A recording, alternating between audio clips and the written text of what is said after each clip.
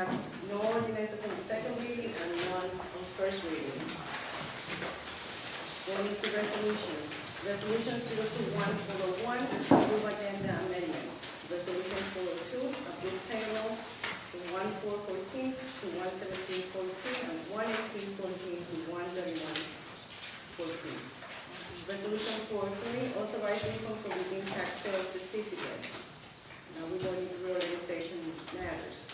Resolution 404, award professional service agreement to Delaware Radical Engineering for review of site plans and subdivisions, engineering review. The term is from January 1st, 2014 to December 31st, 2014, for an open. Council President, on this one and on the next one, the awards were really on behalf of not only the planning board, which the resolution recites, but also the zoning board of adjustment.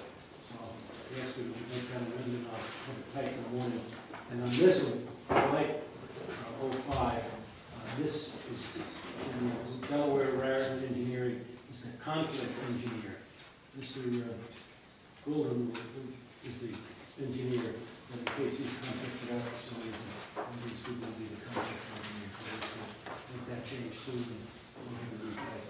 So as I'm concerned, I'll go ahead and adopt that. Okay, thank you. Thank you.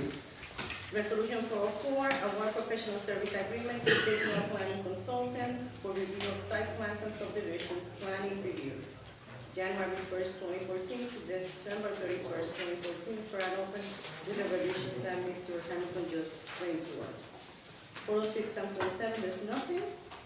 That's the end of organization matters. Now we're going to resolution 408, approve appointment of counsel Lawrence Peterman for representation of Sergeant John Langan in the matter of Jeff Hidalgo versus Sergeant John Langan, not to exceed $1,000. Resolution 409, approve amendment of resolution 121-377. The reason is to pay additional legal fees in the amount of $1,009 to Martin Payne Cooper for Police Detective Kenneth Abori in the matter of Hernandez, Lopez Nieves, Granados Joya versus the City of New Brunswick, from $4,657 to $5,966. Resolution 410, approve amendment of resolution 121-307. The reason is to pay additional legal fees in the amount of $884 to Benedict and Altman for Police Director Anthony Caputo in the matter of Arthur Anderson versus Anthony Caputo, from $5,023.50 to $5,907.50. Resolution 411, approve amendment of resolution 121-310. The reason is to pay additional legal fees in the amount of $654.50 to Benedict and Altman for Police Director Anthony Caputo in the matter of Stephen Middleton versus the City of New Brunswick, from $3,306.50 to $3,961. Resolution 412, approve amendment of resolution 121-308 to pay additional legal fees in the amount of $552.50 to Benedict and Altman for Detective Brad Rivers in the matter of Oswaldo Hernandez, Jorge Lopez Nieves, and Jose Granados Joya versus the City of New Brunswick, from $4,148 to $4,750.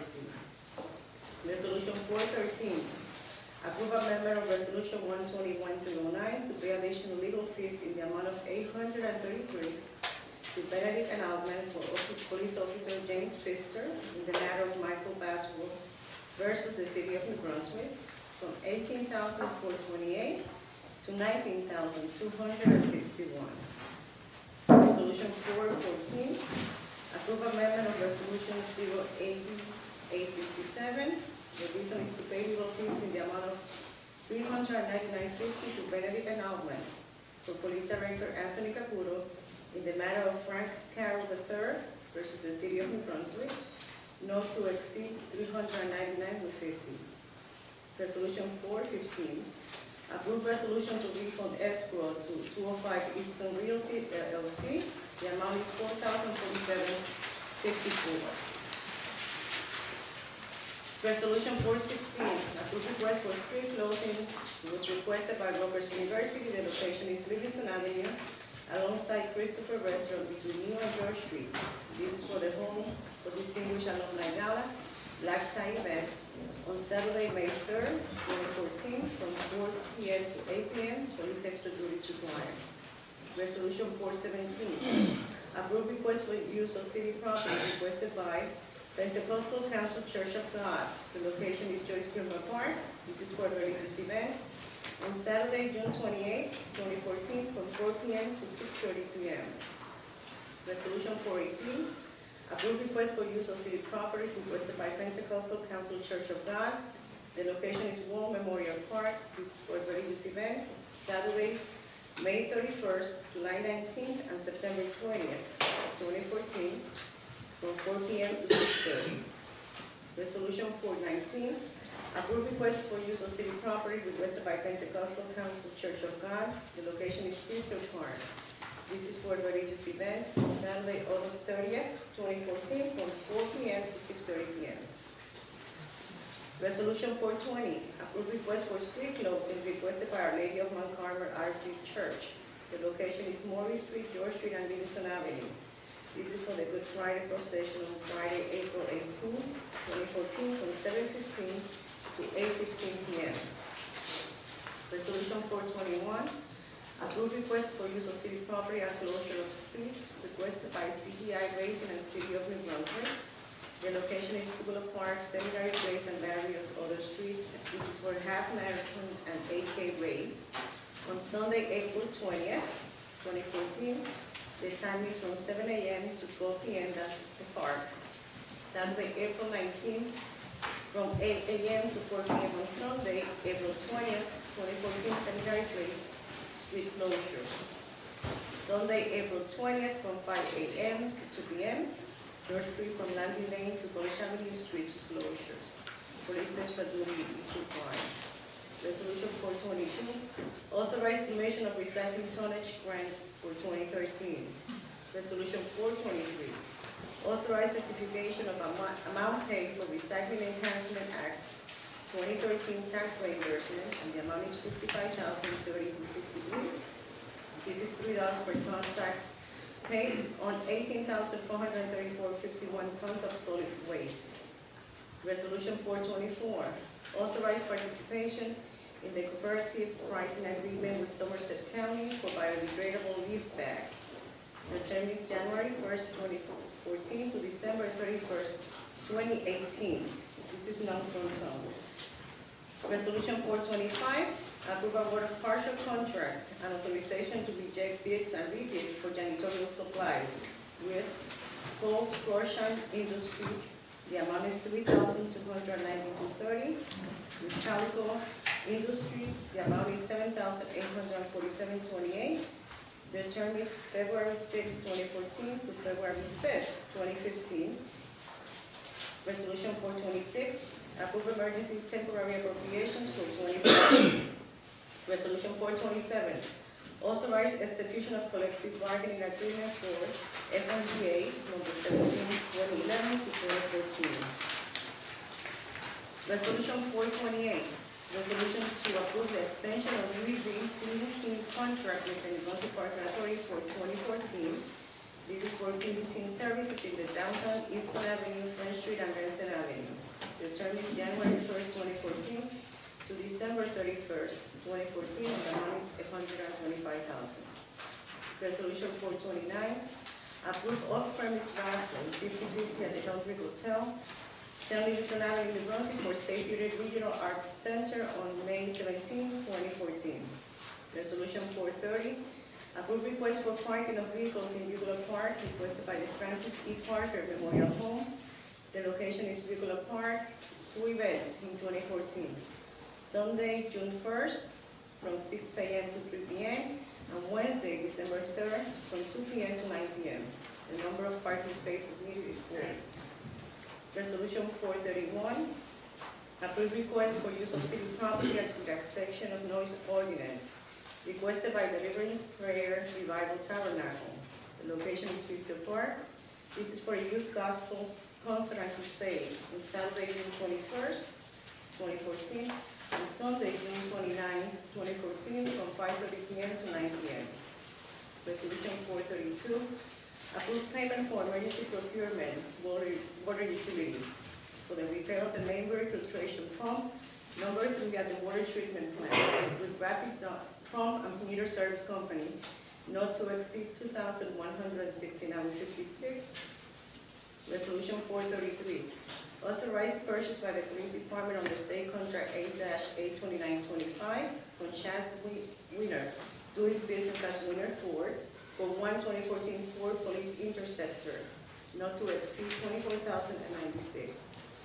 Resolution 434, authorized purchase by Police Department under State Contract 8-83909 for Motorola Kura Quality Communication System for 2 mobile radios and accessories not to exceed $4,570.50. Resolution 435, approve amendment of Resolution 101-84. The reason is to pay additional amount of $1,700 with specialty graphics to furnish and deliver work uniforms for public works, not to exceed $1,700. The approval of this amendment will not constitute an increase of 20% or more of the amount of the original contract. Resolution 436, authorized purchase by the Police Department under State Contract 8-83904 from Quality Communication Systems for the installation of 2 remote mount mobile radios, not to exceed $1,140. Resolution 437, approve amendment of Resolution 101-89. The reason is to pay additional amount of $40,000 due to extreme cold weather conditions and water main breaks with Estabola Asphalt Company for furnish and deliver bituminous materials not to exceed $40,000. Approval of this amendment will constitute an increase of 20% or more of the original contract. Resolution 438, approve request for use of city property requested by Garden State Track Club. The location is Brunswick Park and Pavilion for the 4th annual The Road Relays Running Race on Sunday, February 23rd, 2014, from 10 a.m. to 1 p.m. with a rain date for Sunday, March 2nd, 2014, from 10 a.m. to 1 p.m. Resolution 439, authorized lease of copy machine for Administrator's Office is a 48-month lease from G Capital Information Tech Solutions, doing business as Rico USA, for 1 digital copier, not to exceed $122.81 per month, beginning March 1st, 2014, and ending on February 28th, 2018. This is the State Contract 8-82709, New Jersey cost per copy. Resolution 440, approve renewal of contract with Maxor Plus Ltd. for prescription plan services. The term is February 1st, 2014 to January 31st, 2015, not to exceed $2,840,888.30. Resolution 441, approve amendment of Resolution 021-322 with B&W Construction Company of New Jersey for the repair of city-owned dams, not to exceed $80,000. Approval of change order will constitute an increase of 20% or more of the original contract. Resolution 442, approve amendment of Resolution 121-329 for additional $1,750 for change order number 2, rehabilitation home improvement for Michael and Rose Ford, 170 Jones Avenue. Approval of this change order will not constitute an increase of 20% or more of the amount of the original contract. Resolution 443, approve amendment of Resolution 121-319 for additional $4,996 for change order number 1, rehabilitation home improvement for Allen and Leah Alcibar, 16 Holstead Road. Approval of this change order will constitute an increase of 20% or more of the original contract. Resolution 444, resolution to approve, disapprove request for change in floor plan for Remsen Avenue Inc., trading as Los Amigos, 140 Remsen Avenue. Resolution 445, approve relaxation of the city noise ordinance and road closure requested by Sky High Erectors and Equipment. The reason is to place a crane on Church Street to lift HVAC equipment to Old Bay Restaurant at 61 Church Street on Saturday, February 27, 2014, with alternate date of Saturday, March 1st and March 8th from 7 a.m. to 2 p.m.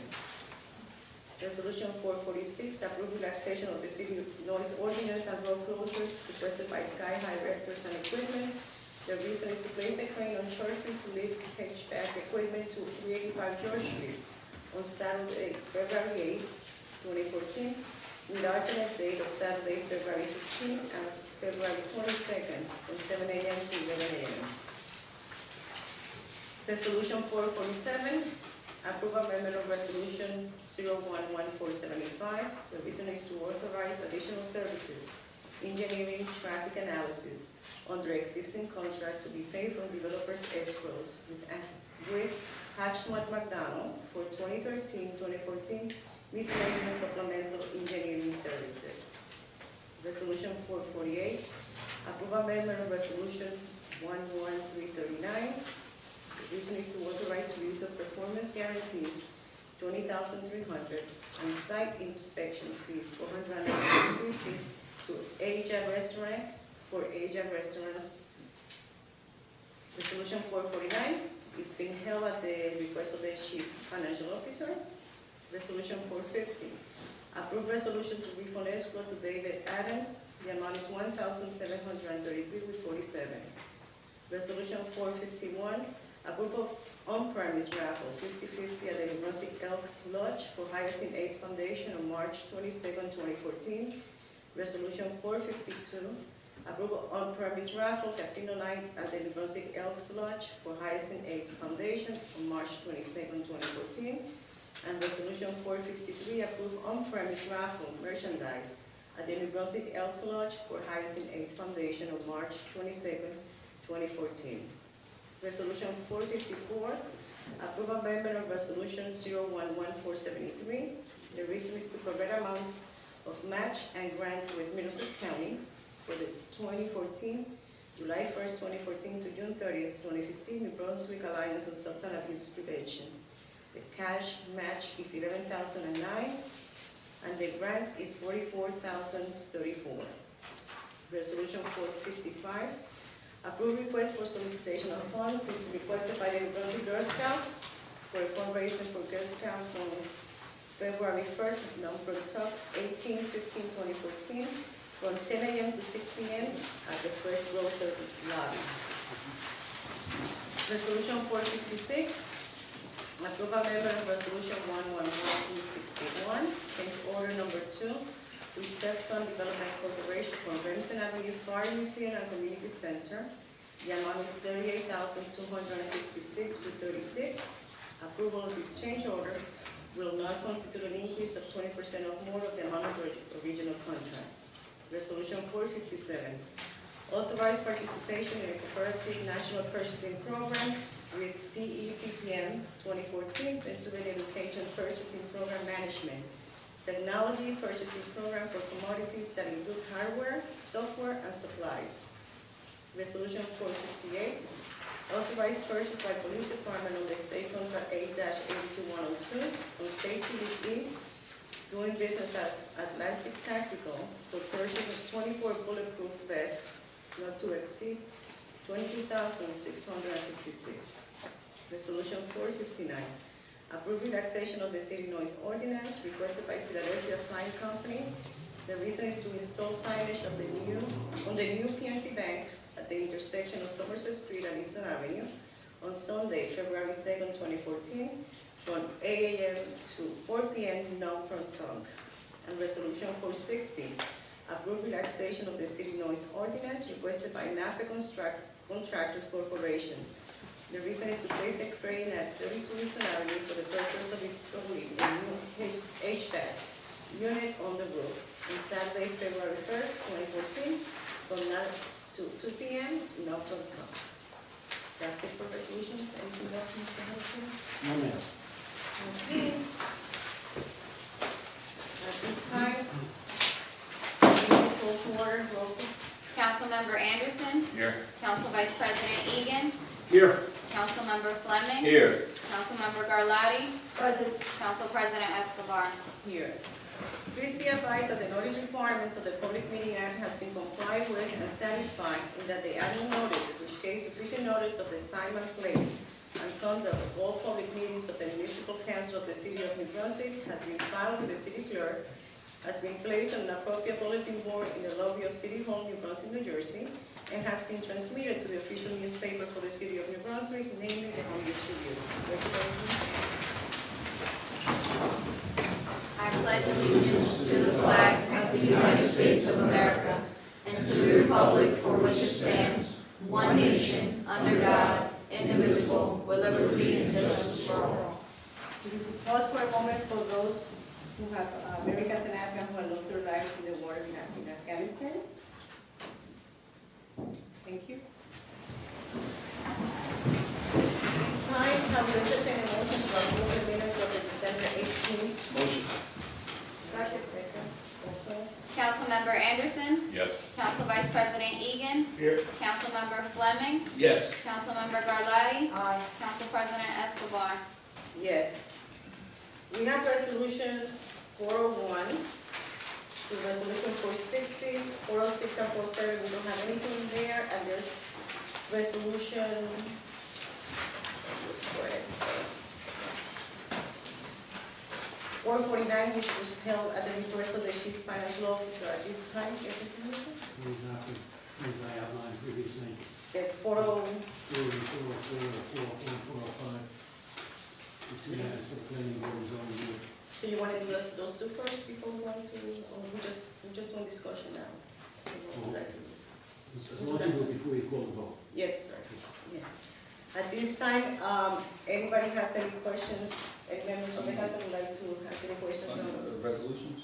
Uh-huh. I'm abstaining from 411. At this time, any member of the public has any questions on resolution 401 to 460, except the ones that we just mentioned? Come into the microphone, state your name and address. Good evening, Charles Cradaville, Lewis Street, 6th Ward, New Brunswick. I am asking about just a few resolutions today. The one that ends in number 14 is a matter lawsuit against the police director. Could somebody tell me what the nature of that lawsuit is? What are the allegations? You're talking about resolution 414, Correct. Mr. Hamilton? That's one that's not in my memory bank. If you'll call me tomorrow, I'll check on it. But the name Mr. Carroll does not ring anything with bell. So it's not one of the carols that we do now? Well, at this time, he doesn't report, so call him tomorrow. Okay. Number 432. Could we hear a little bit more about what the problem is at the membrane filtration pump number 3 and what the emergency was? Mr. Marista. The mechanical seals broke on pump number 3. It's the membrane effluent pump on one of the 4 membrane cells. The mechanical seals keep the water that the pump lubricate the shaft and keep it from overheating. If the seal leaks, the shaft will ultimately overheat and fail. So we need to get it repaired. Thank you. So it's a broken seal. And the problem had any cause for concern regarding the quality of the water as a result of that? Mr. Marista, you could answer. No, the emergency was strictly a quantity issue, not a quality issue. Thank you. Thank you very much. And last one is 441 is the repair of city-owned dams. I just wanted to know which dams those are and why they need to be repaired. It was the Weston's Mill Dam, the Arch Dam, the Farrington Dam, and the Davidson's Mill Pond Dam. And it was just minor damage that has occurred over the years, mostly accumulation of debris, damage to railings and fencing, and also repair to the riprap on the downstream side of the dams that prevents erosion. Thank you. Thank you very much. Yeah, this time let's go into resolution 404. You want to do it together, Mr. Hamilton, or one by one? Actually, we do it together. Yeah. Resolution 404 and 405. We need a motion to amend the resolution to reflect that the level rights and our conflict engineering, and this is for the planning board and the zoning board, right, Mr. Hamilton? Yes, and then number 404, we reflect that this is for the conflict engineering. Engineering, yes, that's what I just said. Okay, so can I entertain a motion? Can I second? Roll call? Councilmember Anderson. Yes. Council Vice President Egan. Yes. Councilmember Fleming. Yes. Councilmember Garlotti. Aye. Council President Escobar. Yes. So at this time, I will entertain a motion to, yes, Mr. Hall. I will entertain a motion to set all the resolutions for 1 to 460 with 411, Mr. Fleming is abstaining. No. And so moved. Second? Roll call? Councilmember Anderson. Yes. Council Vice President Egan. Yes. Councilmember Fleming. Yes. Councilmember Garlotti. Aye. Council President Escobar. Yes. Does any member of the council wishes to address the public at this time? Yes, if I may, Madam President.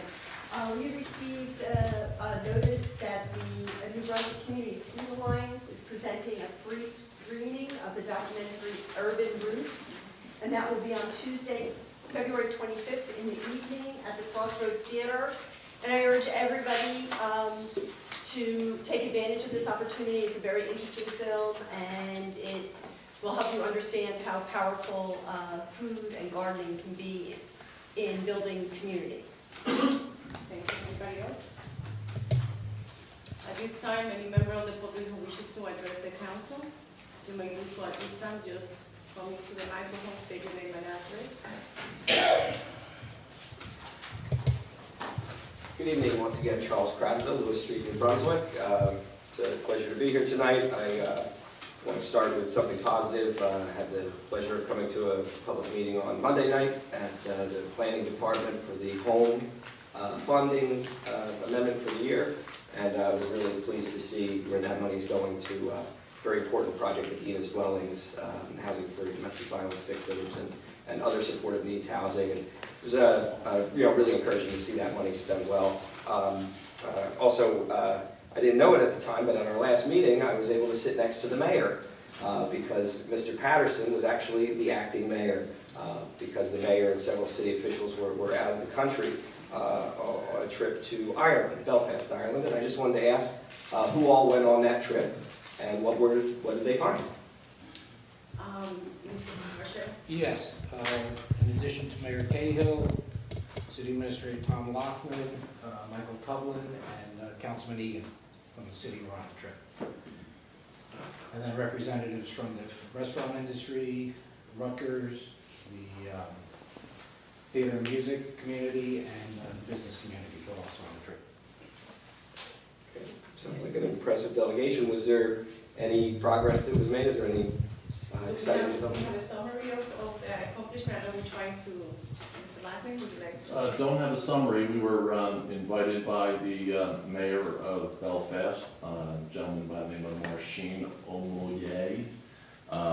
He had some interest in establishing a relationship with New Brunswick, particularly in the area of food and music and performing arts. Invited a number of us to come over and see what they do over in Belfast. So I think if there's any relationship that develops, it'll be along the lines that I described. It's not a formal sister cities type of relationship at the moment, but a lot of similarities between the two towns. The Colonel John Nielsen statue that we're going to hopefully erect one day is, oddly enough, Mr. Nielsen and his father were from Belfast and immigrated over here.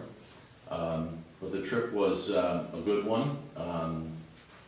Everyone, of course, traveled at their own expense, but it was a privilege to go over there and spend some time with them. Thank you.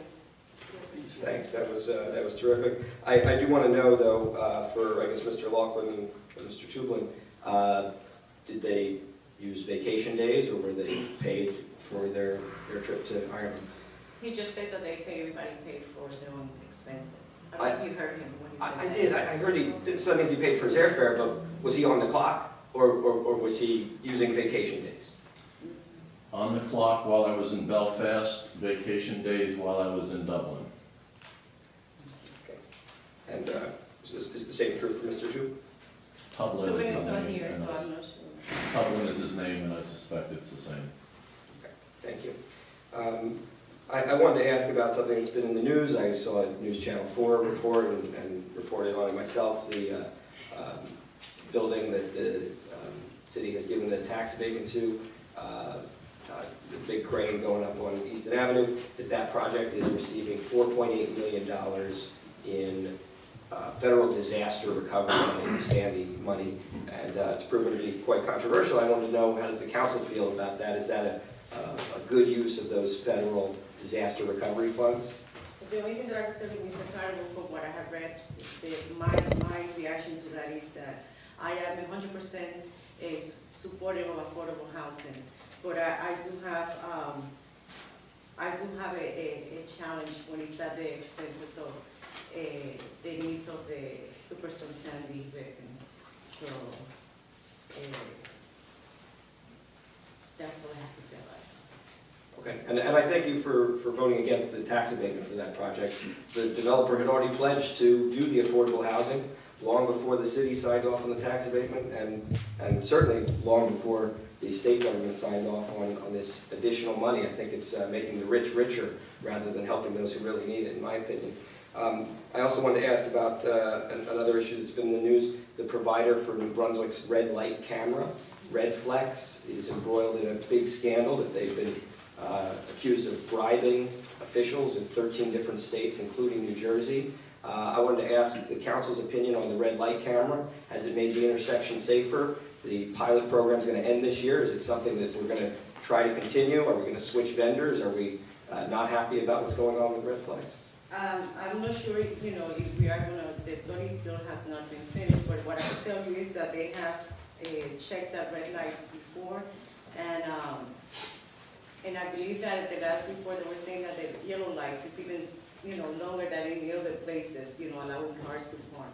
I haven't heard, to the best of my knowledge, we are not involved in any of those private, and it is my understanding that the way it was contracted in New Brunswick, Captain Miller, if you could give us a little bit of information on that Redflex. How did we have a contract with them now. I don't know what the procedure will be with the contract. We'll have to go out for bid again, I'm sure. It was a bid. Yeah, that was an RFP. We'll have to go again. Okay. Well, yeah, so my concern is has the camera made a measurable difference in safety at the intersection? Well, Has there been anybody looked into that?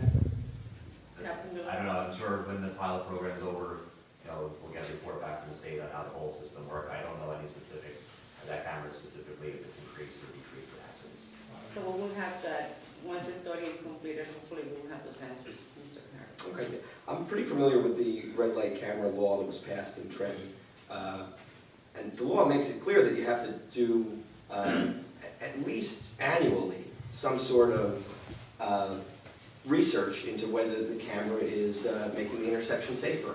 And I believe the municipal engineer is the person who's charged with doing that. He's charged with doing that before the camera's even turned on in the first place. And I wanted to know, are there any studies that have been done of that intersection and the number of accidents, or how safe it's been, or number of citations? Has there been any research done into whether or not that camera is having an effect? Mr. Golden. The engineering department did not do any research on that. I defer to the police. They have all the accident reports, and I've called and spoken to them a couple of times, but I don't know, maybe Sergeant Trigg. Yeah, I personally haven't done it. We don't have that, we'll talk to Sergeant Trigg, I think it's In charge of the traffic bureau. So if you could, Captain Miller, follow I'll up look into with Sergeant Trigg on that, please. Yes. Thank you. Thank you. I guess I'll change gears to some things that I brought up in the past and haven't gotten the answers yet. So first of all, I had asked at the last meeting whether or not it was credible that Mr. Laughlin does not have a resume on file at City Hall. Where we landed on that was that maybe his resume is at the Housing Authority, where he worked before he came to the city in 1993. I've inquired with the Housing Authority twice and had gotten no response yet. So What would you like to know, Mr. Carter? You would like to find out where is Mr. Laughlin's resume in the city, Where is it exactly? Who has it? That's your question? I think I made this clear last time. The reason I want to see is I want to see if Mr. Laughlin was qualified to be running the city's water utility for 5.5 years. And a resume would give some indication as to whether or not he has the qualification. Perhaps since he's here tonight, he could speak to that. Mr. Lockett, if you wish to answer. Well, I answered Mr. Credible once about the resume. I said there was not one in my personnel file here. He asked me for one anyway, and I said no, I would not provide him with one. As you know, well, let's start with the issue of was I qualified to manage the utility. I will tell you I've had not 1 minute of water treatment training in my career. At the request of the mayor, I stepped in and attempted, to the best of my knowledge, to manage the utility when it was in a very bad situation. In every case, I relied on the separate division heads to do their jobs. I didn't tell Willie Weaver how to repair a water main break. I didn't tell Tom Boylan how to bill for water service. I didn't, of course, tell Ed O'Rourke on how to disinfect water. But I think for 5.5 years, I faithfully managed 2 jobs, 2 full-time jobs. I did my best to settle things down at the water utility. I did it to the best of my ability. I understand where Mr. Crowderville is going. He wants me to share in the blame for what has happened, and that's certainly he's entitled to his opinion whether I agree with it or not. But I will tell you, your confidence in what I have done is important to me. Okay, I do serve at the pleasure of the mayor as well. I don't think the mayor would have asked me to do that if he thought it was going to be a bad decision. But I do tell you that for 5.5 years, I did my best to improve that utility. Thank you. Okay. Yes, Mr. Next. Yep, so in that same vein, I've been filing lots of public records requests and asking lots of questions, and I know sometimes it's a sticking point with the administration. It might be some work to get me the documents or to get me the answers I asked for, but I think you'll be glad that I have done that. And so before I get into that, I just want to follow up that the man who is blamed for the entire history of problems with the water since 2010, Edward O'Rourke, is still suspended without pay. He's not been terminated yet. Is that correct? What is the status? Because we're pending on a hearing. He remains suspended without pay. There's And been no hearing. Mr. O'Rourke's been blamed for the DEP violations relative to the utility. He has not been blamed for everything that has happened under the sun since 2010. Duly noted. So before I forget, Mr. Mahoney, also suspended without pay, also does not have a hearing scheduled. Is that correct? What is the Mr. status? Mahoney is still suspended without pay. I have no advice on when his hearing is to be scheduled. Thank you. Okay. So I've taken the liberty of going to meetings with Mr. Laughlin. I thank him for participating in those meetings and giving me documents that help me to better understand what's been going on to improve the water system in New Brunswick since he departed from the utility director role. I have that list here, which was handed to me on December 3rd, I believe, and there's a few things that I would like to ask about. So September 2013, it says completed detailed evaluation of performance of membrane filters by manufacturer's representative. Subsequently, I filed a public records request and asked for a copy of that evaluation. I was told it does not exist. So does it exist or does it not exist? So laughing, I have Who told you it doesn't exist? That would be the city clerk's office. no. I'd like to, I have satisfied every request that has come to my office made by Mr. Credible, whether it's an Oprah request or whether it's been emailed questions. I'd like to see what document you're referring to, but I can't answer that at the moment. Okay. I also have familiarized myself with the administrative orders from the DEP, which, essentially are putting the fault on the city for the problems with the water. And one of the items in the administrative order is that the city will submit a revised total coliform sampling plan to the state government.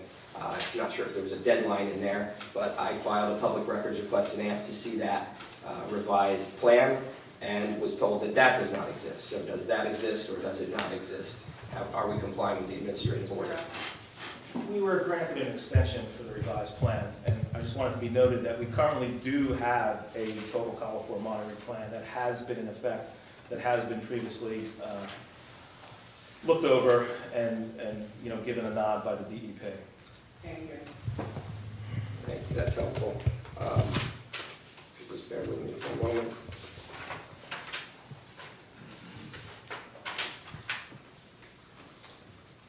So, I did want to ask, Mr. Laughlin said that your confidence in him is what matters to him.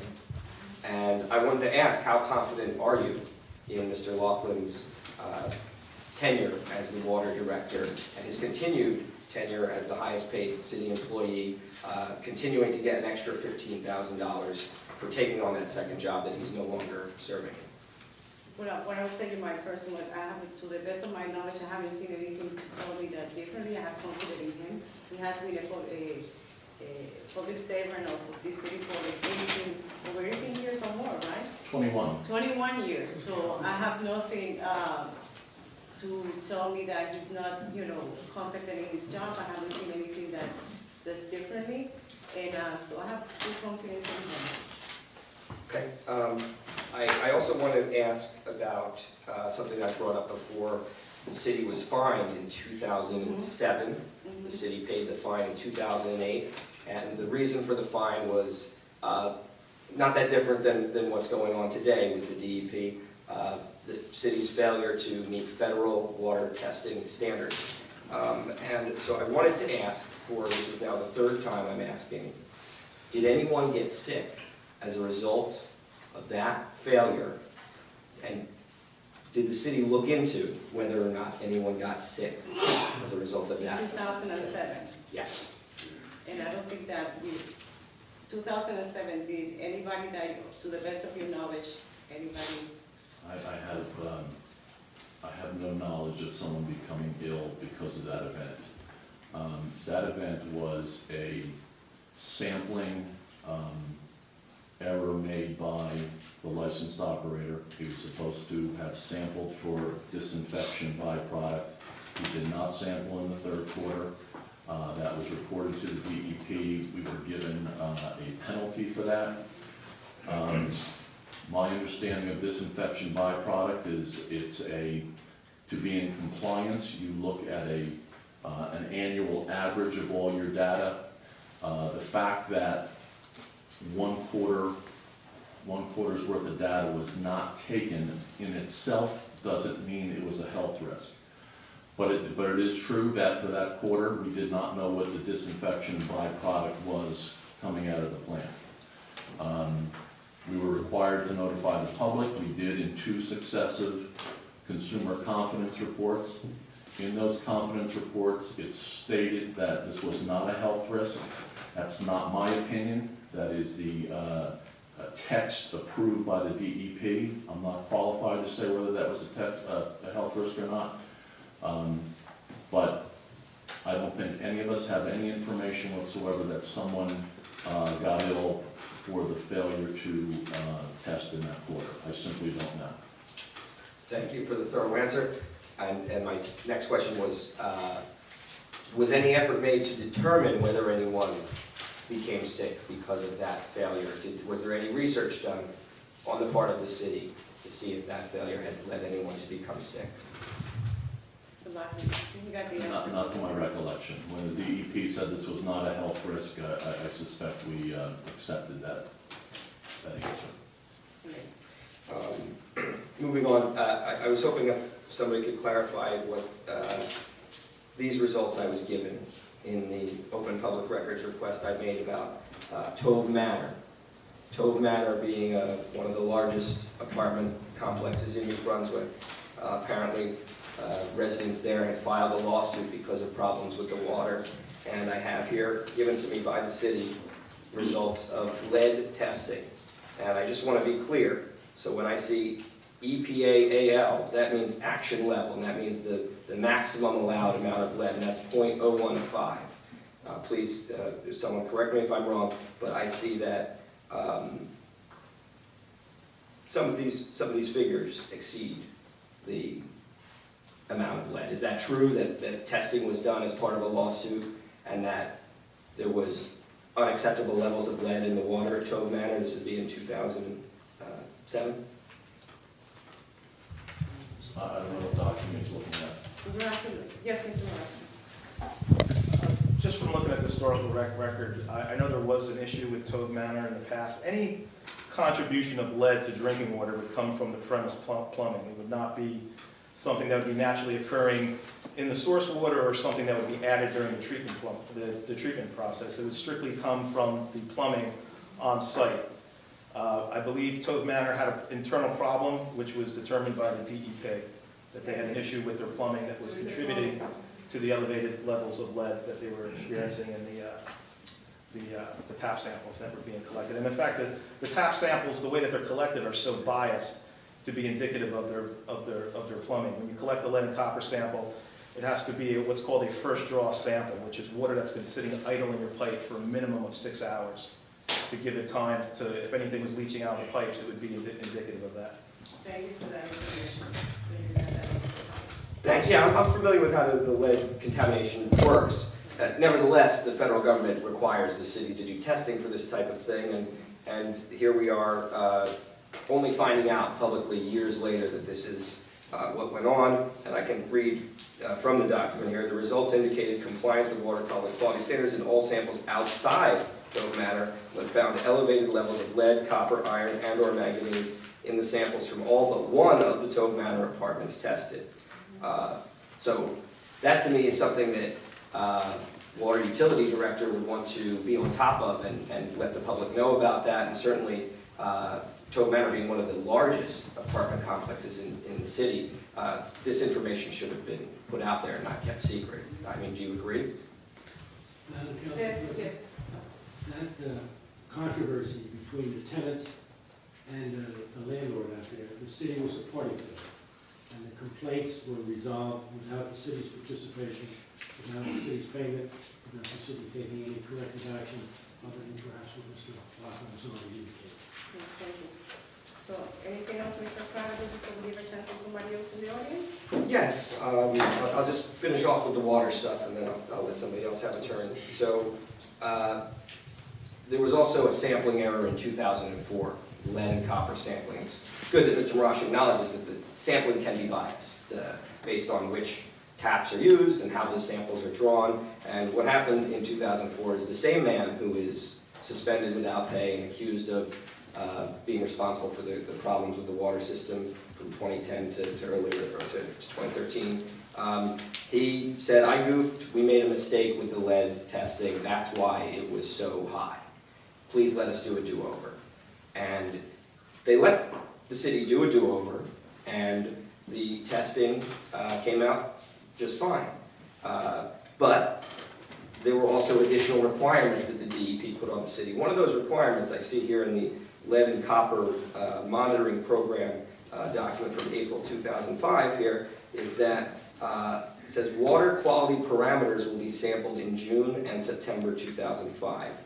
That's a certain special type of testing that's done. I'm not very familiar with it, but if the results of June and September lead and copper tap sample analyses show that the city is in compliance, further samples will not be collected unless directed by the state. I asked for copies of all the water quality parameters testing that was submitted since 2004, and I was told that those don't exist. So was the sampling done? Did we follow through on what the DEP asked us to do in exchange for getting a do-over for those tests that were off the charts? Do you know of any, Mr. Morris, that's inaccurate information that parameter testing under the lead and copper rule is currently not required for us under lead and copper. What happened in was it 2005? I'm not sure. To my knowledge, there's no record of water quality parameter And after testing. that, every year DEP comes and checks the water, treatment plant and the process, right, or no? We go through an They annual, monitor. we The go, DEP, they monitor the water quality. we go through an annual And I DEP hope you- inspection where they come on site and go through the records. Right, but the testing is done by the city, and the reporting is on the city to do the reporting, and I'm saying that if what the city clerk's office tells me is correct, that we did not, as a city, meet the requirements of the DEP in 2005, and the reason that we had those additional requirements was because of a testing error, which is now seeming to be more of a pattern, and not just maybe 2010, 2011, 2013, but maybe this pattern goes further back is what I'm getting at here, and quite frankly, I'm very concerned. Do you share my concern? Is this something that we can actually start to focus on and make sure that we're meeting the DEP requirements? Mr. Maraska has shown me that he's an expert and he's on top of everything that is happening in the water department. And I know, like I said, he's an expert, and what happened in the past, whether it's accurately the way you are saying it or not, we have moved forward. DEP comes every year, inspect the water quality. So DEP, the last time anything happened, we were the one reporting the situation. So at this time, I'm confident that the water, we've been drinking water. Thank God, none of us have gotten sick. And I haven't heard anything. I called the hospitals, before to see if there was any increase when this happened. Nobody has come and say so. I understand where you're coming from, Mr. Carnival. You want this happening in 2005, 2004. You bring it 5 and 7. So what I will tell you is that I'm confident about the work that Mr. Maraska is doing in the water department, and I'm confident about the water quality of New Brunswick. Thank you for your answer. Just to clarify my position, as someone who likes to investigate things, when the blame is laid on someone, then you go back and you look at what they've done before they got caught. So it's only natural to say Mr. O'Rourke worked for the city for in excess of 25 years, running the water treatment plant. It's kind of hard to believe that he just started becoming a bad apple in 2010. We have to look at what was done before and make sure that this can't happen again. That's the reason that I'm asking all these questions, and I hope you're appreciative of it. But I do want to thank Mr. Marasha, because he did something he didn't have to do. He, according to the document that Mr. Laughlin gave me, they requested an OSHA visit from the state government, basically the occupational safety. Yes, and so twice now, maybe even more since the documents I got, representatives of the state government have come and inspected the water treatment plant. And I just will read a very brief passage from here. Major renovations to the water treatment plant are planned, possibly starting in 2014. The water treatment plant has a well-qualified new director, but the position went unfilled for roughly 5 years after the retirement of the former director. So I think it's making very clear that there was 5 years of problems. And I also would like to know, what are the major renovations planned for the water treatment plant? Because I haven't heard anything about that.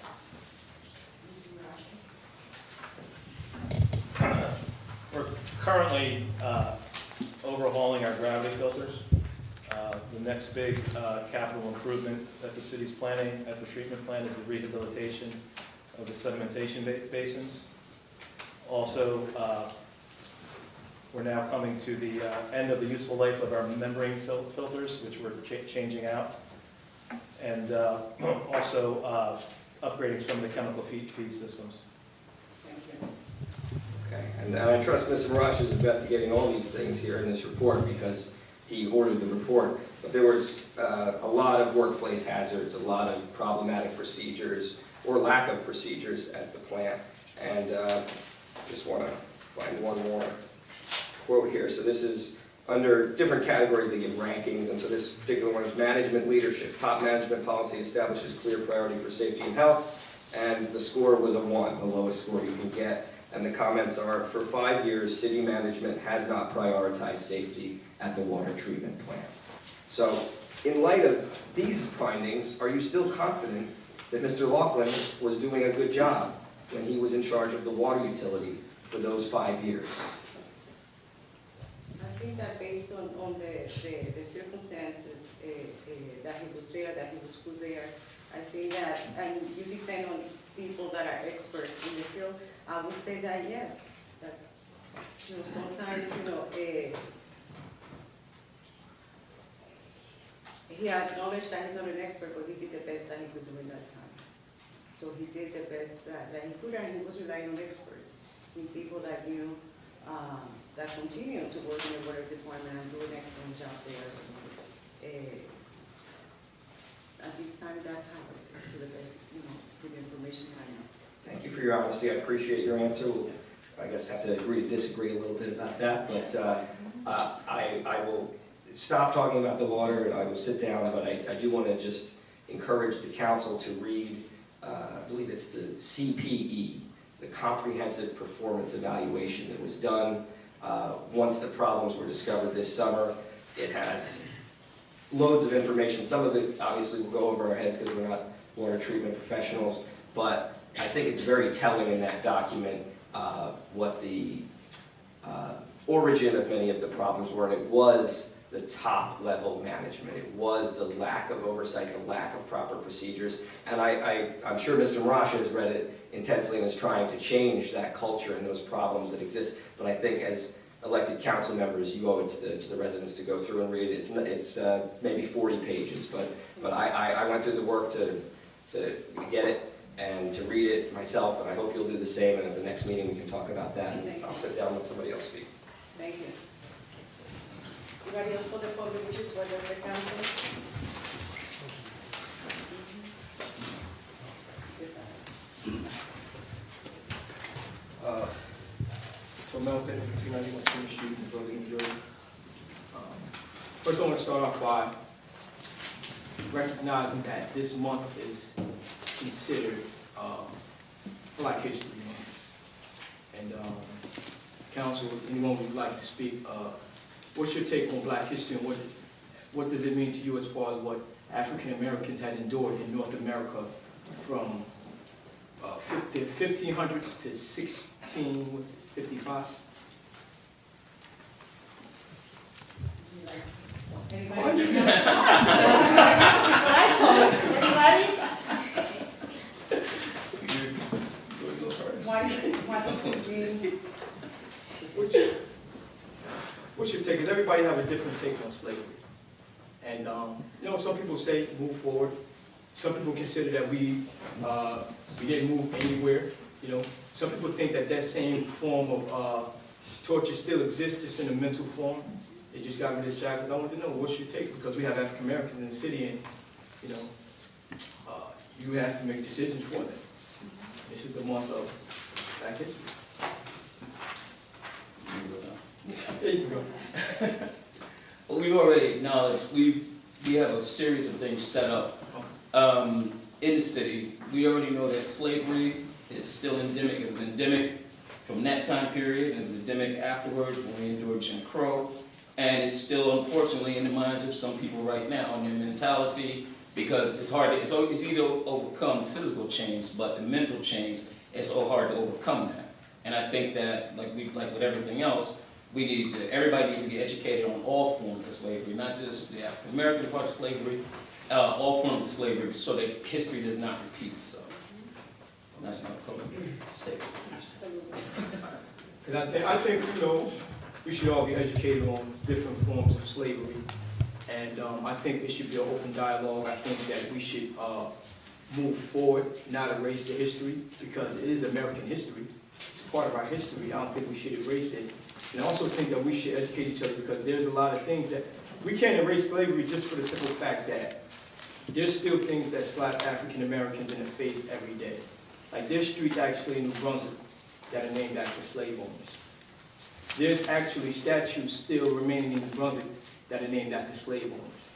And being that if you want to take a real leap forward, I say, some point in time, we address those issues, because me personally, as an African American, I don't want to see a picture of John Nelson nowhere in New Brunswick with a slave owner. And as for my people, I think that that's wrong. I think we should really truly move forward as far as slavery is, we got Byard Street, Nelson Street, George Street, all of these are slave owners. And I think that at some point, we can never truly move forward until we start erasing the torture that we endured. I mean, you can say everybody in the state we're talking about, I'm African American. My ancestors weren't enslaved. I'm not Caribbean and I'm not South American. I'm African American, so I'm just addressing those issues. So the little bit that New Brunswick can do to move us forward, I say we go wholeheartedly in making that attempt to really eradicate the torture of it. Memory will still be there, but we still have physical examples staring in our face on a day-to-day basis. I think we should take part in eradicating that just in New Brunswick. Also, I'm just here to get a flashback on your take on, did you actually get in touch with Joseph Cadnese in reference to conversations like mine? I'll be honest with you, I tried, I didn't try it again because I was away. Then when I came back, it's been going crazy, but I did try it once and I didn't try it again, so I'll be honest. But I will continue to, a pleasure I will do it, because I know that, I know he was away also, so we've been missing each other, but I will continue to try it. It's been 2 months though. Absolutely, but I was away, yeah. And it was my fault, and I acknowledge that. And we did last time. That's what I said, that it was my fault that I didn't pursue it. I told you that, so I will continue to do so, Mr. Pittman. And I apologize for not making a hard effort to continue and reaching out to him. Okay. If I said that I was going to harass one of you guys behind that table, and you got knowledge that I made that statement, would you take that as a serious threat? That when I see one of you guys, I'm going to get you. Every time I see one of you guys, you leave, I'm going to get you. Would you take that as a serious threat? Depends on the circumstances. No, if Tormel Pittman said, when you guys leave, I'm going to be waiting by your car, I'm going to get you. I would have not, to be honest with you, I would have no say, I would be scared of you that you're going to say anything, that you're going to do anything. To be honest, I would not have taken it as. Me personally, a law enforcement agent threatening to harass me every time they see me, more than 5 of them, and you keep forgetting No, I to did not address this. forget. I said that I called and I didn't follow up. I wasn't able to get him and I didn't make another effort to continue trying to get in touch with him. And this is your 4th time. This is your 4th time. At some point, when you take me seriously. I take you seriously, Mr. Pittman. And I can tell. like I said again, I apologize for that. Okay. All right. Also, since Captain Miller is here, and you also said you would look into the situation that happened December 11th, as far as when my brother went to sign a complaint on a person, and he was ridiculed and harassed and made a mockery of because they thought that he was me. Yeah, we're the same height, our names are similar, but he wasn't me. And I wanted to know, you said this week you would also look into that also, and you have an answer for me. Did you check the footage? Captain Miller, Find out do which you have a officers? follow-up on that? I wasn't at that meeting. I don't even know what you're talking about. Okay. Mr. Pittman said that, stated at that meeting, that his brother was confused for him, and when he went to make a complaint at the police department, that he wasn't really, fairly, because they got confused with him at that You situation. never brought that to me. You never addressed that in any of your emails to me, so I'll look into it. There hasn't been an IA complaint made by his brother. I brought this. No, it's like, yes, Mr. I brought this issue up last council meeting, and he was present. No, I wasn't. He was present last council meeting. On December 30th? The, No, he was present last council meeting. I brought this up last council meeting. we'll check it out, to make sure that we check. Yes, He made a complaint against Internal Affairs. No. He did a report, and I know you expressed that. My brother got into a situation with a person, Mhm. and he did the right thing. He went to the police department, and he went to file a complaint on that person. What happened was when he went to the front desk, my name is Tormel Pittman. His name is Torrell Pittman. We're not twins, we're 4 years apart, but I don't know why my mom did that. His name is Torrell Pittman. But, when he was at the desk, The officers started making, oh, this is Tormel. Oh, you talk all this junk about the police officers. Now you need our help. I'm not going to take it. I'm not doing paperwork. Another officer come in. These are desk sergeants. Tormel, they just were laughing at him behind the glass. Then you had other officers come off the road to take a look at him. Tormel Pevin, yeah, okay, now he needs the police finally, huh? Now all this crap he talks, he finally needs the police. One person, Henry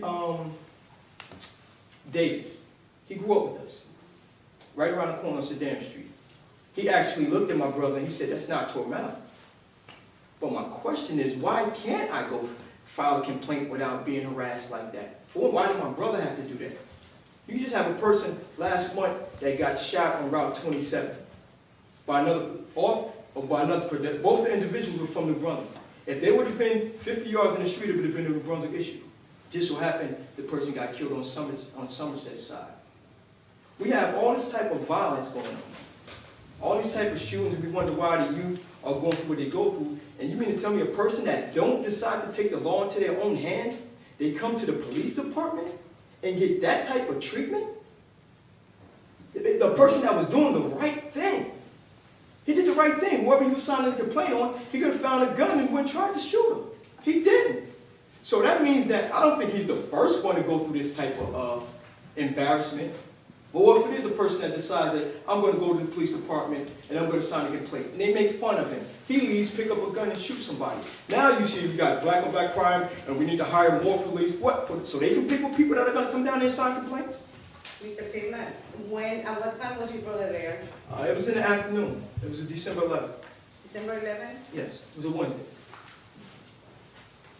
You have no idea this afternoon, an idea, 4 o'clock, 3 o'clock, 5, 6? I mean, you got some That would evidence. be helpful too. I don't know. I could probably narrow it down once I speak to him. Mhm. But it may seem like a light issue to you guys, but I always tend to look at the bigger picture. Like, this is not an isolated incident. You have professional police officers. You have high-ranking officers. You mean to tell me it took someone that we grew up, what if Henry Davis wasn't there? That means that my brother possibly would have walked out without getting that complaint signed, probably ran into the person that they had the altercation with, and they would have handled it right there in the street. No one would have ever knew, say for instance, if my brother would have killed someone, or that person would have killed my brother. No one would have ever knew how the police treated him prior to that incident. No one would have never knew. Nobody would have had no idea. So I think that that's a serious situation. I think that can provoke violence in our community. And this is like the third, fourth week I'm mentioning this, and you guys are taking it lightly. So at some point, please, find out which officers were involved with that, and you know, for my brother's sake. And now I want to know, can I actually go down and sign a complaint? I'm going to be taken for a joke. So if someone does something to me, I want to know, what should I do? What should I do? If I was to get bust up, I need to sign a complaint to somebody, what should I do if something happens to me in New Brunswick? You have the same right as every other citizen in the city of New Brunswick. You have the right to go and sign a complaint and be treated fairly. Can you make sure of that? Can you make sure of that? Yes. Will you make sure of that? Captain. You can call me personally, I've invited you to my office, and you can come to me personally if you have a problem. If you feel that. But anybody who goes into the police department should be treated with respect. I know. And I wasn't there, so I will find out what was the issue and see what happened that day. There was a complaint filed, I didn't No, understand. he said no. Yes, the complaint was... He filed a complaint, but your brother didn't file a complaint against because of the way he was treated, right? No, because he's dealt with the internal affairs process before, and he's not a fan of it. Okay. So, you know, he actually ultimately filed the complaint, and just luckily Henry Davis was there, and he got So the they filed a opportunity. complaint against the other person? The other person, Okay, yes. thank you. Okay, also, I also want to know, from last meeting, if I'm not mistaken, did Ms. Gaten proceed in her position as far as community liaison? Or was that put on hold? No, she's still. She's still- Did anyone come forward so far? It's almost 2 months, you know, at the beginning of the year, did anyone come forward as far as using her service as far as community liaison? Did she get anyone to come forward so far? Did she have any cases? Did she have a case yet? She had a case, She had a case this year? yes. Maybe it's fake. All right. And last but not least, I want to end off by saying, I was aware, but I didn't know if you guys were aware of Mike Beltranini's retirement. Did it have something to do with the coach, the job he was working for as coach, or was it just a coincidence that I happened to bring that up and then he ultimately ended up retiring a few weeks afterwards? I think that, to the best of my knowledge, Mr. Beltranina retired just, he worked for the city up to the day that he retired, and then he worked for coach. But he never worked, to the best of my knowledge, of anything that I looked, that I asked. There was nothing, he was never working for coach and in the city at the same time. That never happened. I know for a fact he was. I know for a fact he was. What I said one night was that he was not working for coach on our payroll. On our payroll, that's what I said. But he would tell you that often he would leave here at 4:30 and start with coach at 4:45. Two different separate jobs, Two different issues. but not on the city time. That's what he said. Of course he would say that. But did you investigate to find out what he's saying true? So Macheta, It's true, he never worked at coach on city time. Okay. So it was just coincidence that we said, so you guys, when I asked that question, you knew he was retiring already? Pure coincidence, you brought it up and he decided to retire. so, If you don't believe us, Yes. Mr. Pittman, that's your You just- prerogative. Hey, talk to her. I'm talking to her. Mr. Pittman, whether it's a coincidence or not, that's not the issue. It just happened. I don't think there was anything, nobody was hiding anything. It has been very open. But wait a second, well, it does matter whether it's a coincidence or not. It does matter, because if he was, he's got to understand, he's getting a pension, he's working for coach, and he's also working for the city. So that is important, whether we know whether he was, No, with the city, Let me I explain. would be concerned if he was working Let me in the time that explain he would pay for the city and he was working for coach Yeah. under the city, then I would say, yes, there is an issue. If there is no, anything that says that under city pay time, he was working at coach, how can I say that he was, because there was nothing, if there is. I would like you to say that after an investigation. I don't like for you to take your opinion, I don't like for you to take his opinion. I would like for you personally to conduct an investigation and find out. Don't take anybody's word for it. Don't take my word for it. Don't take his word for it. Don't take Mike Beltranini's word for it. I would like for you or the council to conduct an investigation. Go to coach, check the time card, check how long, when he started, and what the hours he's been working. I'm quite sure they have a work history on it. Then check the city's work history. Find out how long he's been working. I'm quite sure they have a work history on it. This is important because you gotta understand, you guys expect Coach people, have to give us that information. huh? And why do you think that Coach USA has to give us that information? Because you're the city of New Brunswick. That doesn't make it, they don't have to give us the other time records. Why not? Because they don't. Well, ask for them, ask for them. They don't have to give them to us. Why would we ask them for it? Because you, just try it, just give it a shot. Just give it a shot because it seems like you're defending the guy. It seems like it's something fishy already. You're on the defense already. Mr. You guys expect people, wait, if you guys had to live off of $30,000 a month, you commit suicide, but you expect people to live off of $30,000 a year. That's sad. That a man's receiving a pension, working for coach, and receiving a lengthy salary from the city. That's sad. So I think that you should look into whether he was working for coach or working for the city of New Brunswick at the same time. If it was a sanitation worker and they were doing that, if they were clocking in and then leaving, you guys would investigate that and find out whether they was doing it. If it was a person that worked at the water department, you would do it. If it was a person that worked at the inspection department, if it was a fireman that was doing it, you would do this. So I think that you should look into it.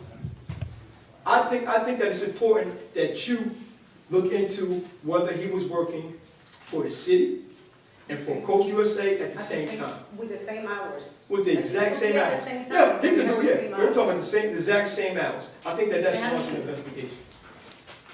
Can I get the time frame that I'm going to be inquiring about from the time that he went to work for the coach? Coach, Check and see whether until the city, until he was with the city. I will report back as soon as I get information. Thank you. Thank you. Thank you, Mr. Pittman. Motion to adjourn? Sir, I and ask to speak again. You got a second?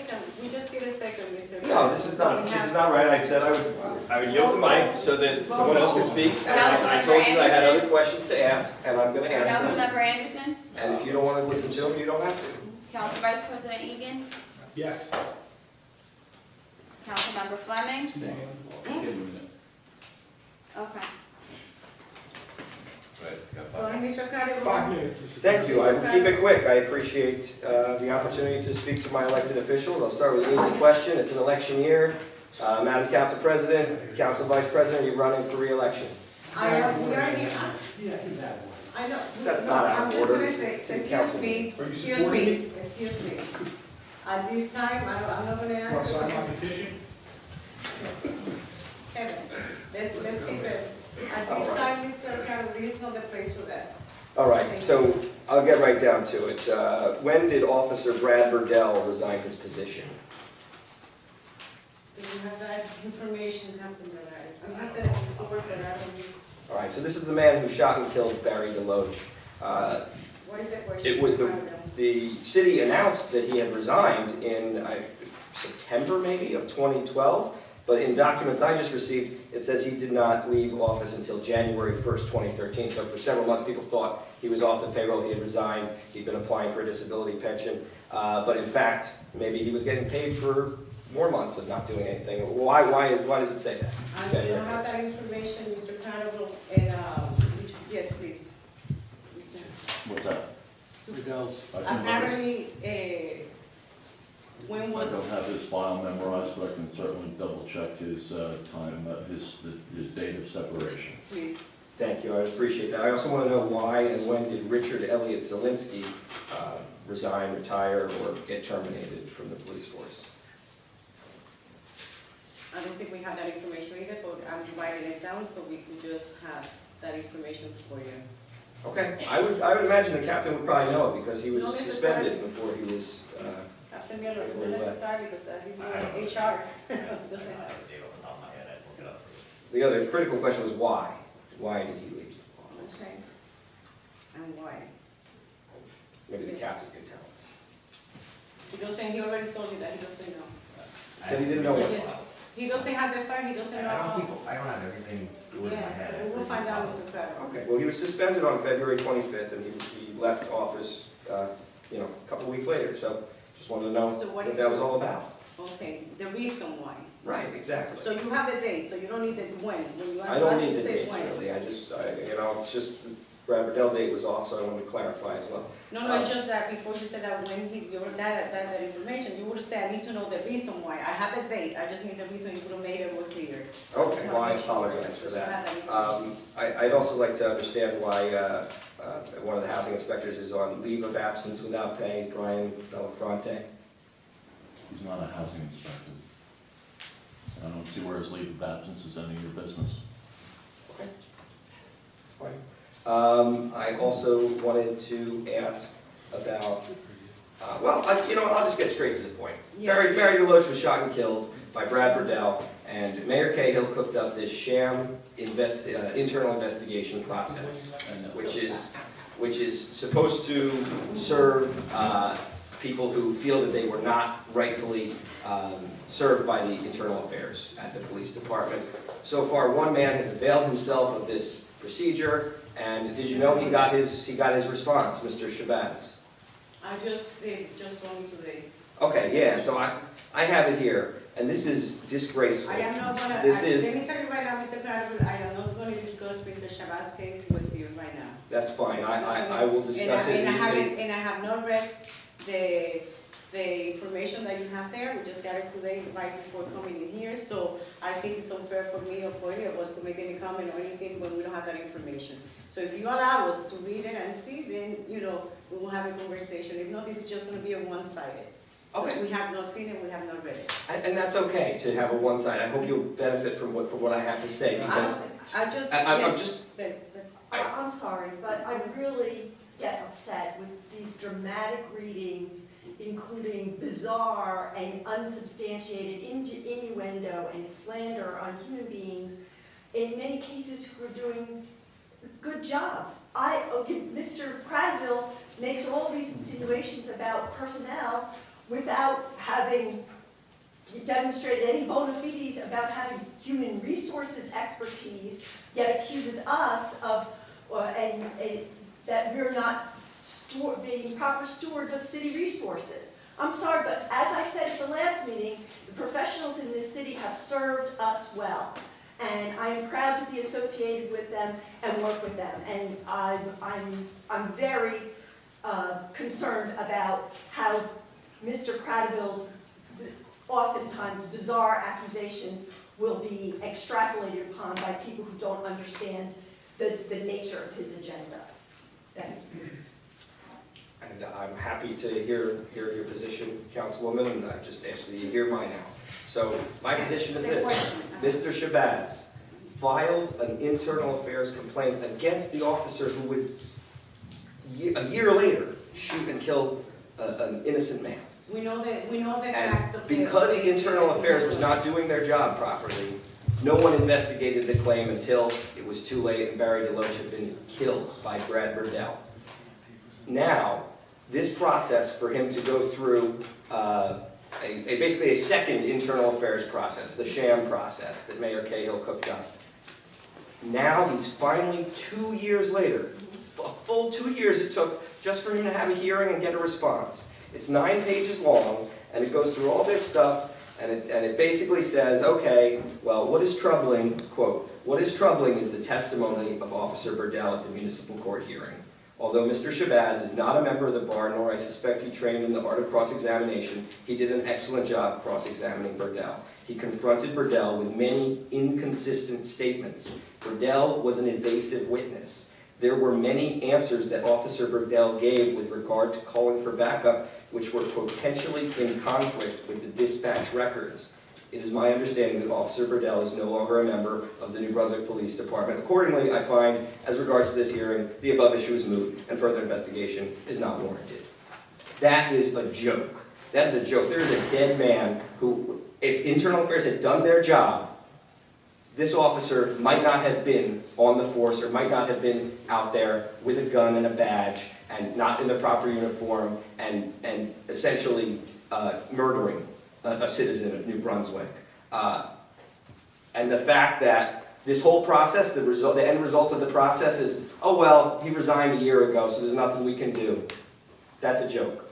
That really is a joke, and that's all I have to say. I'm gonna see that, but thank you, we know it. Motion for adjournment. Want to say something? Yeah, I just want to explain my position where we just extended time. Since we're interested in a lot of how other places do things, and we discussed this before, we want everybody to be able to speak. I appreciate Mr. Pittman's statements, I really do. Honestly, Mr. Pittman, no matter how it may come out, we might be, we might battle back and forth, but I really appreciate that. I want to hear from everybody, and we want to be fair to everybody, and never seem like we're cutting anybody off or anything. But my thing is, when we extend time, we're supposed to be able to mutually respect each other. They'll say, if we're up here, we'll say, oh, look at your facial expressions and stuff like that. But I see that from some of the people, like I said, I'm just going to speak to the board. I expect mutual respect back and forth, where if somebody says something, we can respond to it, and, you should be able to get out your points in a certain amount of time. Like I said, I don't personally go after anybody on how much time, but we're looking at, 10 minutes is reasonable, but when we go on for 30 minutes, this is still a business meeting. This is not a time to make political statements, even though we can use our time up here. Whether or not you guys are running or not, right now, we can deal with that at another time, at any other time. If we extend the time to do that, let's stay to what we're going to talk about, within a reasonable amount of time, instead of going through long diatribes, being accused. We've been accused of almost everything up here. But I will, like I said, at all times, I'll extend the time, but let's agree to have mutual respect with one another, so we can have a dialogue back and forth. And it's not whether or not you shoot out your opinion of me, okay, yes, I'm going to respond back. Let's disagree, but sometimes we have to agree to disagree. And I'm always going to be, I'm always willing to listen, but let's just have mutual respect, during that time period. That's it. Oh, and also, one last thing. Being that this is African American History Month, I thank Mr. Pittman for bringing that up. I believe Mr. Jones, without putting him on the spot in the crowd, did you attend, oh, I can't talk, I'll ask him. I believe that he attended one of the panels that's going on. Is that true? If I can ask him, if I can state it, Mr. Jones? Which panel you talking Recently, oh, I'm sorry, you're real busy. At the library. Yeah, I did. Okay. Sunday. Is there another one going, is there, is there another one going on? Is another one going on? True? I think the next one is This week? next Sunday. Okay. I think that every Sunday. I don't have the exact information. I didn't mean to push one. Yeah, you kind of did. But while I'm up, I thank Councilwoman Garlotti for the promotion of Urban Roots, which is the 25th. That is the New Brunswick Community Food Alliance. And that whole film is about the city of Detroit and how they're taking all the vacant land, which is enough to put the city of Paris in. And what they're doing is turning it into community gardens for minorities. And they're teaching them a trade, they're eating healthier, and beautifying the city. So everything is free. We ask everybody to come out. Elijah's Promise is catering. Starts at 5 p.m., Crossroads Theater. And come out and enjoy. As far as information, I can get that to the city clerk and spread it that way. Thank you. Maybe before we start announcing. We're read, February 7th. That's it for the American Yes. Bar Association. Yes, we're red. Raising awareness. That's it. Motion to adjourn. So moved. Second. Councilmember Anderson. Yes. Council Vice President Egan. Yes. Councilmember Fleming. Yes. Councilmember Garlotti. Aye. Council President Escobar.